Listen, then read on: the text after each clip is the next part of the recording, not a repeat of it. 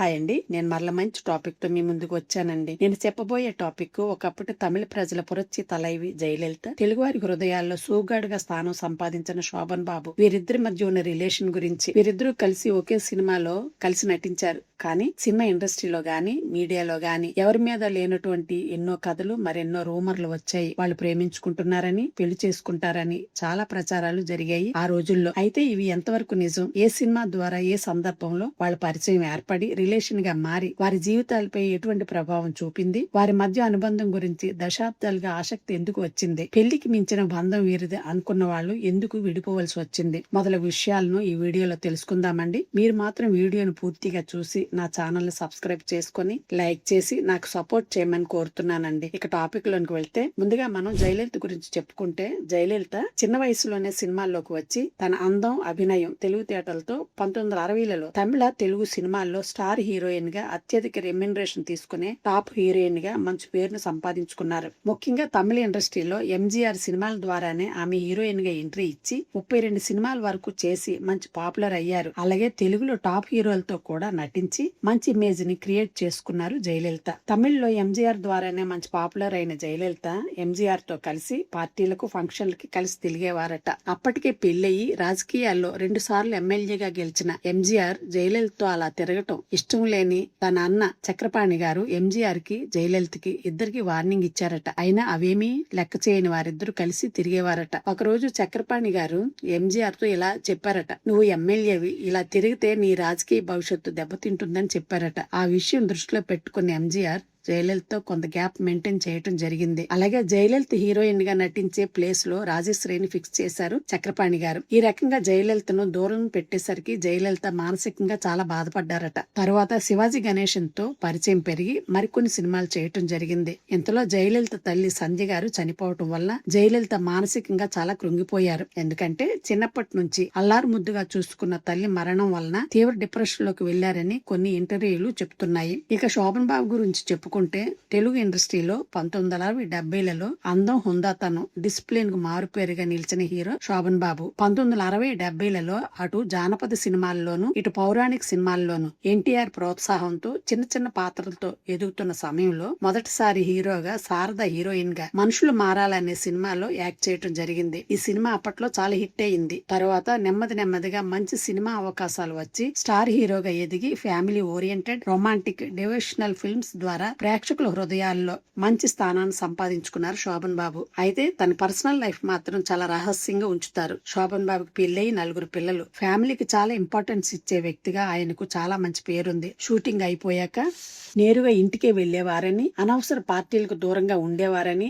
ఆయనతో పనిచేసే చాలా మంది దర్శక నిర్మాతలు చెప్తూ ఉండేవారు. ఆయన image soft, class, family audience కి దగ్గరగా ఉండే హీరోగా, ఎక్కువ మంది ఇష్టపడే వ్యక్తిగా మంచి పేరును సంపాదించుకున్నారు. ఇదిలా ఉండగా ఒక రోజు ఒక ప్రొడ్యూసర్ శోభన్ బాబుకి చెప్పారట, జయలలిత హీరోయిన్ గా నిన్ను హీరోగా పెట్టి ఒక సినిమా ప్లాన్ చేస్తున్నామని. ఈ విషయం తెలిసిన తరువాత శోభన్ బాబు చాలా సంతోషించారట. ఎందుకంటే జయలలితతో కలిసి సినిమా చేయాలని కోరిక చాలా రోజులుగా ఉండేదట. అయితే రోజులు గడుస్తున్నాయి. ఆ ప్రొడ్యూసర్ నుండి ఎటువంటి ఇన్ఫర్మేషన్ లేకపోయేసరికి ఆ ప్రొడ్యూసర్ దగ్గరికి శోభన్ బాబు వెళ్లి అడిగారట, నన్ను హీరోగా, జయలలితని హీరోయిన్ గా పెట్టి తీస్తామన్న సినిమా సంగతి ఏంటని. అయితే ఆ ప్రొడ్యూసర్ శోభన్ బాబుతో చెప్పారట, జయలలిత నీతో యాక్ట్ చేయదంట. ఆ విషయం ఆమె చెప్పలేదు, ఆమె తల్లి సంధ్య చెప్పిందని. ఈ విషయం తెలిసిన శోభన్ బాబుకి కోపం, బాధ రెండూ వచ్చాయట. ఎందుకంటే జయలలిత అప్పటికే టాప్ హీరోయిన్, ఎక్కువ రెమ్యునరేషన్ తీసుకునే హీరోయిన్. శోభన్ బాబు అప్పుడప్పుడే ఎదుగుతున్న హీరో. అందుకని జయలలిత తల్లి వద్దందంట. కానీ శోభన్ బాబుకి జయలలితతో యాక్ట్ చేయాలని కోరిక బలంగా ఉండేదని కొంతమంది డైరెక్టర్లు చెప్పుకునేవారు. కొన్నాళ్లకు సీనియర్ దర్శకుడు, నిర్మాత అయినటువంటి తమ్మారెడ్డి కృష్ణమూర్తి గారు శోభన్ బాబు హీరోగా, జయలలిత హీరోయిన్ గా డాక్టర్ బాబు అనే సినిమా ప్లాన్ చేసిన తరువాత వారిద్దరిని కలిపింది నేనే అని తమ్మారెడ్డి భరద్వాజ్ గారు ఒక ఇంటర్వ్యూలో చెప్పడం జరిగింది. తమ్మారెడ్డి భరద్వాజ్ గారి మాటల్లో, కోయంబత్తూర్ ఎయిర్పోర్ట్ నుంచి ఊటీ షూటింగ్ లొకేషన్ కు కారులో వెళ్తుండగా శోభన్ బాబు గారు, జయలలిత గారు ఎలా ఉంటారు, మనతో మాట్లాడతారా అని కొంత నర్వస్ గా, ఆమె గురించి కొంత ఆసక్తితో, కొంత భయంగా మాట్లాడారని చెప్పారు. అదే ఫస్ట్ టైం మీటింగ్ లో వారిద్దరి మధ్య ఫ్రెండ్షిప్ స్టార్ట్ అయ్యి తరువాత సన్నిహిత సంబంధం పెరిగిందని ఇండస్ట్రీలో చాలా మంది చెప్పుకునేవారు. ఈ డాక్టర్ బాబు సినిమా షూటింగ్ కి ముందే జయలలిత తల్లి మరణించడం వలన ఆమె షూటింగ్ లో ఒంటరిగా, మానసికంగా చాలా డల్ గా ఉండటం చూసిన శోభన్ బాబు గారు ఆమెను మరలా నార్మల్ లైఫ్ కి తీసుకురావటానికి, సినిమాల్లో మళ్ళీ నటించడానికి ధైర్యం చెప్తూ స్వాంతని కూర్చే మంచి మాటలు చెప్తూ నేను ఉన్నాను అనే ఒక ఫ్రెండ్ గా, ఒక ఫిలాసఫర్ గా, ఎమోషనల్ గా సపోర్ట్ ఇస్తూ ఆమెకు దగ్గరయ్యారు. ఇదే టైంలో ఆమెకు కూడా శోభన్ బాబు ఇచ్చే ధైర్యం వలన కొండంత అండగా భావించి మరింత క్లోజ్ గా మూవ్ అయ్యారని, వారి బాండ్ చాలా ప్రత్యేకంగా మారిందని కొంతమంది సినిమా పెద్దలు చెప్పుకునేవారు. వారిద్దరి మధ్య ఉన్న రిలేషన్ చూసిన సినిమా పరిశ్రమ వారిద్దరు ప్రేమించుకుంటున్నారని, పెళ్లి చేసుకుంటున్నారని చెప్పుకునేవారు. ఫిల్మ్ మ్యాగజైన్లు కూడా ఇవే రూమర్స్ ని స్ప్రెడ్ చేశాయి. ఈ రూమర్లతో జయలలిత మనసు గాయపడి కొన్ని పర్సనల్ గా నిర్ణయాలు తీసుకోవాల్సి వచ్చిందంటారు. నిజంగా జయలలిత శోభన్ బాబు అంటే చాలా ఇష్టమని, పెళ్లి చేసుకోవాలని ఒక దశలో అనుకున్నా అప్పటికే శోభన్ బాబుకి పెళ్లి 4 పిల్లలు ఉండటం వలన, తన భవిష్యత్తు రాజకీయాల వైపు ఉండటం వలన ఆమె ఆ నిర్ణయం నుంచి వెనక్కి తగ్గిందని అంటారు. ఇదే టైంలో ఎంజీఆర్ మరలా జయలలితకు రాజకీయంగా సపోర్ట్ గా నిలబడి ఆమెను ఏఐఏడీఎంకేలో కీలక నాయకురాలుగా ప్రోత్సహించిన తరువాత జయలలిత ప్రధాన ఫోకస్ సినిమాల నుంచి రాజకీయాల వైపు పూర్తిగా షిఫ్ట్ అయ్యారు. తమిళ ప్రజలు నన్ను రాజకీయ నాయకురాలుగా అంగీకరించాలంటే నా పర్సనల్ లైఫ్, ఫిల్మ్ గాసిప్ల నుండి దూరంగా ఉండాలని, అనేక రకమైన ఆలోచనలతో ఆమె జీవితాన్ని పార్టీ సేవకు అంకితం చేసుకుందని, అదే కారణంతో శోభన్ బాబుతో ఉన్న అనుబంధం క్రమంగా తగ్గించిందని చెప్తూ ఉంటారు. అయితే కొన్ని కథనాల ప్రకారం ఒకానొక టైంలో తమిళనాడు రాజకీయాల్లో, ముఖ్యంగా 1989 మార్చి 25 అసెంబ్లీలో అప్పటి ముఖ్యమంత్రి కరుణానిధి ప్రతిపక్ష నేతగా ఉన్న జయలలితను శోభన్ బాబుతో ముడిపెట్టి అనుకోడని మాటలు మాట్లాడారు. డిఎంకేకి చెందిన కొందరు సభ్యులు ఆమె వైపు వెళ్లి ఆమెపై చేయి చేసుకున్నారని, ఆమె చీర కొంగును లాగారని, జయలలితకు చాలా అవమానం జరిగిందని అప్పట్లో చాలా దుమానమే రేగింది. ఈ విషయమై ఆమె మనసుపై తీవ్ర ప్రభావం చూపింది కూడా. దీంతో ఆమె అసెంబ్లీ నుంచి ఏడ్చుకుంటూ బయటకు వచ్చి నేను మరలా ముఖ్యమంత్రిగానే అసెంబ్లీలో అడుగు పెడతానని ప్రతిజ్ఞ చేసి బయటకు రావటం జరిగింది. ఈ సంఘటన జరిగిన విషయం తెలిసిన శోభన్ బాబు చాలా బాధపడ్డారట. నా మూలంగా ఇంతటి అవమానం పొందిందని శోభన్ బాబు తన ఆత్మీయులతో చెప్పి బాధపడ్డారట. ఈ విషయమై శోభన్ బాబు జయలలితను పరామర్శించడానికి వచ్చిన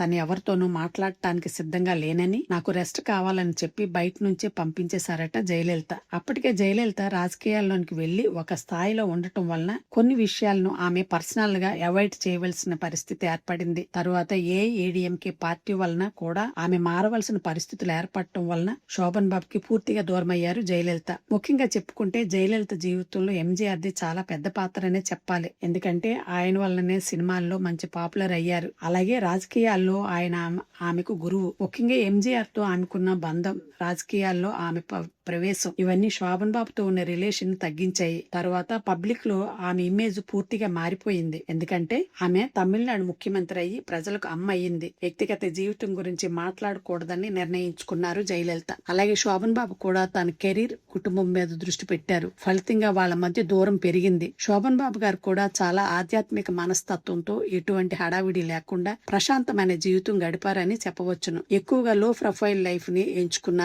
ఆయన చివరి దశ వరకు మనశ్శాంతి, ఆధ్యాత్మిక చింతనకు ఎక్కువ ప్రాధాన్యత ఇచ్చేవారని కొన్ని ఇంటర్వ్యూల్లో ఆయన చెప్పడం జరిగింది. చివరికి శోభన్ బాబు 2008లో మరణించినప్పుడు జయలలిత సంతాప ప్రకటన ఇవ్వలేదని, అంతిమ దర్శనానికి కూడా వెళ్లలేదని కొన్ని రిపోర్ట్స్ ద్వారా తెలుస్తుంది. వీరిద్దరి గురించి కొన్ని ఆసక్తికరమైన విషయాలు ఏంటంటే, జయలలిత గారు జీవితాంతం ప్రజాసేవకు అంకితమై ఎంతో మందికి స్ఫూర్తిగా నిలిచారు. ఆమె రాజకీయ జీవితం ఎంత చర్చకు లోనైనా ఆమె ప్రజల కోసం చేసిన పనులు మాత్రం చెరగన ముద్ర వేశాయనే చెప్పవచ్చును. జయలలిత ముఖ్యమంత్రిగా ఎదిగిన తరువాత తన వ్యక్తిగత జీవితం గురించి మాట్లాడటానికి ఆసక్తి చూపలేదు. జయలలిత తన జీవితం వివాహమే చేసుకోలేదు. అలాగే శోభన్ బాబు గారు కూడా కుటుంబానికి ఎక్కువ ప్రాధాన్యత ఇచ్చేవారు. వ్యక్తిగత విషయాలను బయటకు చెప్పడానికి ఇష్టపడిన వ్యక్తి. ఆయన గురించి ఎన్నో గాసిప్స్ ప్రచారంలోకి వచ్చినా నిజమేంటో ఆయనకు మాత్రమే తెలుసు. నిజంగా ఏం జరిగిందో, ఎంతవరకు ప్రేమ, ఎంతవరకు స్నేహం, ఎంతవరకు అనుబంధం, ఎంతవరకు త్యాగం, ఇవన్నీ మనం ఊహించగలిగే అంశాలు మాత్రమేనండి. వారిద్దరూ ఎప్పుడూ అధికారికంగా ప్రకటించిన పర్సనల్ లైఫ్ కి